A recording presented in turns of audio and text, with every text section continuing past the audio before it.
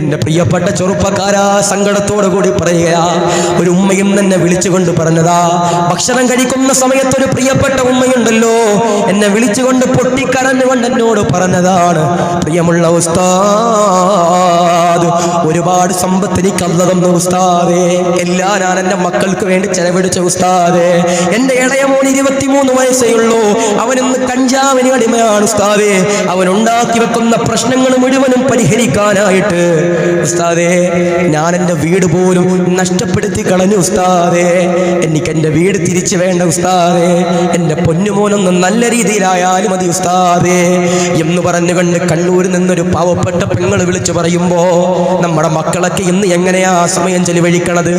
നമ്മുടെ മക്കളൊക്കെ ഇന്ന് എങ്ങനെയാണ് സമയം ചെലവഴിക്കുന്നത്? ഇന്ന് കഞ്ചാവിന് അടിമപ്പെടുകയല്ലേ, ഇന്ന് കള്ളിനടിമപ്പെടുകയല്ലേ, വ്യഭിചാരത്തിന് അടിമപ്പെടുകയല്ലേ? കണ്ടില്ലേ മലപ്പുറം ജില്ലയിൽ, കണ്ടില്ലേ ചോറ്റൂർ എന്ന് പറയുന്ന സ്ഥലത്ത്, കണ്ടില്ലേ ശിഹാബ് എന്ന് പറയുന്ന ഒരു പാവപ്പെട്ട ചെറുപ്പക്കാരനുണ്ടല്ലോ, ഈ ന്യൂ ജനറേഷൻ കാലഘട്ടത്തിൽ എന്റെ പ്രിയപ്പെട്ടവരെ നടന്നുകൊണ്ട് ഹജ്ജിന് പോകുന്നത് നിങ്ങൾ കണ്ടില്ലേ? ഇന്നലെ ആ പാവപ്പെട്ട സഹോദരന് വേണ്ടി പൊട്ടിക്കരഞ്ഞുകൊണ്ട് നമ്മൾ ദുആ ചെയ്തല്ലോ. പല ആളുകളും എന്നെ വിളിച്ചിട്ട് ചോദിച്ചു, ഉസ്താദേ എന്തിനാ നിങ്ങൾ ദുആ ചെയ്യുന്നത്?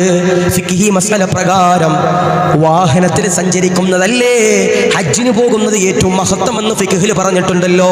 പിന്നെ ആ പയ്യൻ ഇങ്ങനെ നടന്നു പോകുമ്പോ എന്തിനാണ് ഉസ്താദുമാരും മുതഅല്ലിമീങ്ങളും സയ്യിദന്മാരും സംഘടനകളും സമസ്തയും ഇസ്ലാമും ഒക്കെ അതിനെ സപ്പോർട്ട് ചെയ്യുന്നതെന്ന് ചോദിക്കുമ്പോ, എൻ്റെ പ്രിയപ്പെട്ടവരെ അതൊരു ത്യാഗമല്ലേ, അതൊരു ത്യാഗമല്ലേ?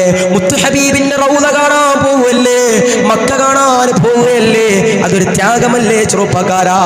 വാഹനത്തിൽ സഞ്ചരിക്കാനാണ് പറഞ്ഞതെങ്കിലും അദ്ദേഹത്തിന്റെ നെയ്യത്ത് നല്ലൊരു നെയ്യത്ത് വെച്ചാണെങ്കിൽ ഞാൻ പോകുന്ന വഴി മുഴുവനും അള്ളാഹുവിന്റെ റഹ്മത്ത് ഇറങ്ങുമല്ലോ, ഞാൻ നടക്കുന്ന കാൽച്ചുവടനുസരിച്ച് എൻ്റെ പാപങ്ങൾ അല്ലാഹു പൊറുക്കുമല്ലോ എന്നുള്ള നെയ്യത്ത് വെച്ചുകൊണ്ട് നടക്കുന്നതാണെങ്കിലോ, ആരൊക്കെ കുറ്റം പറഞ്ഞാൽ, ആരൊക്കെ ഫേസ്ബുക്കിൽ കയറി കമന്റ് ചെയ്താൽ, ആരൊക്കെ യൂട്യൂബിലൂടെ കയറി എൻ്റെ പ്രിയപ്പെട്ടവരെ മോശത്തരം എത്ര നിങ്ങൾ കമന്റ് ചെയ്താലും പറയാനുള്ളത് ആർജവത്തോടുകൂടി ഇസ്സത്തോടുകൂടി അതേത് സംഘപരിവാറിന്റെ മുമ്പിലാണെങ്കിലും എൻ്റെ പ്രിയപ്പെട്ടവരെ ഈ വിനീതം പറയുന്നതാണ്. അതുകൊണ്ട് പറയുകയാ, ശിഹാബ് എന്ന് പറയുന്ന ചെറുപ്പക്കാരൻ നടന്നു പോയി ഹജ്ജ് ചെയ്യുമ്പോ അത് വല്ലാത്ത കൂലിയില്ലേ? ശരിയാണ്, വാഹനത്തിൽ സഞ്ചരിക്കലാണ് ഹൈറെങ്കിലും എൻ്റെ പ്രിയപ്പെട്ടവരെ നീയത്തറിയുന്നത് അള്ളയാണ്, അള്ളയാണ്, അള്ളയാണ് ചെറുപ്പക്കാരാ.